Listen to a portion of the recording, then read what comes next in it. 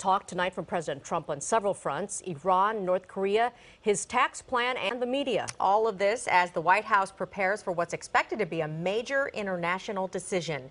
KCAL 9 political reporter Dave Bryan is here to fill us in on this decision. Dave. It seemed like every hour there was something else coming from the president that addressed a major issue. It was a busy day for President Trump, who threatened to take away the TV network's broadcast licenses, as we said, denied he wanted to increase the U.S. nuclear weaponry by tenfold, and said he has a tougher way of looking at North Korea than his cabinet members.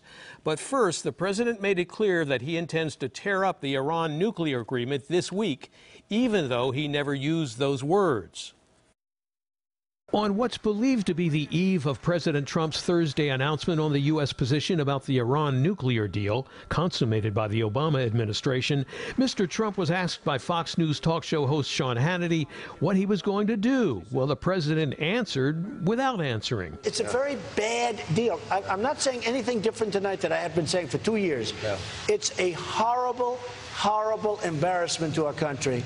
And we did it out of weakness when actually we had great strength. So it's not too difficult to decipher what the president will be announcing tomorrow, should he go forward with that. Despite reports, there's widespread disagreement that the U.S. should just outright withdraw from the agreement, and there will likely be an attempt in Congress to get changes made in the agreement to save it.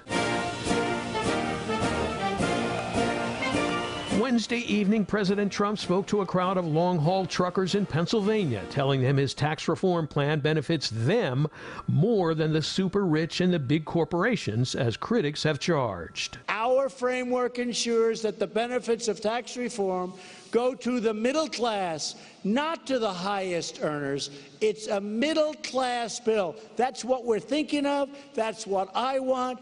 At one point, the president veered off script out of the blue to make a titillating statement without any real information or details whatsoever concerning what he's talking about. Something happened today where a country that totally disrespected us called with some very, very important news. And one of my generals came in. They said, you know, I have to tell you, a year ago they would have never done that.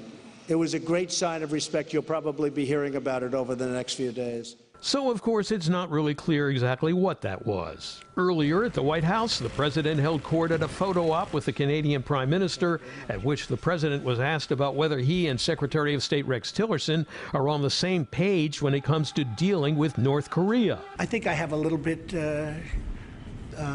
different attitude on North Korea than other people might have. And I listen to everybody, but ultimately, my attitude is the one that matters, isn't it? Well, I think perhaps I feel stronger and tougher on that subject than other people. President Trump also dismissed an NBC News report Wednesday that said he called for increasing the U.S. nuclear arsenal by 10 times the current levels. No, I never discussed. I think somebody said I want 10 times the nuclear weapons that we have right now. Right now we have so many nuclear weapons. I want them in perfect condition, perfect shape. That's the only thing I've ever discussed. Even more ominous, the president threatened the broadcast licenses of the major networks if he doesn't like their reporting. Tweeting Wednesday evening, network news has become so partisan, distorted, and fake that licenses must be challenged, and if appropriate, revoked. Not fair to public. The president asked at what point is it appropriate to take away a news outlet's license because they criticize the president. I can tell them the point. It's the point where we become a dictatorship and we're no longer a democracy and we have no First Amendment, and we're never going to allow that to happen here. And there's more. The Wall Street Journal reporting tonight President Trump is planning on signing an executive order tomorrow that would begin the destruction of the Affordable Care Act.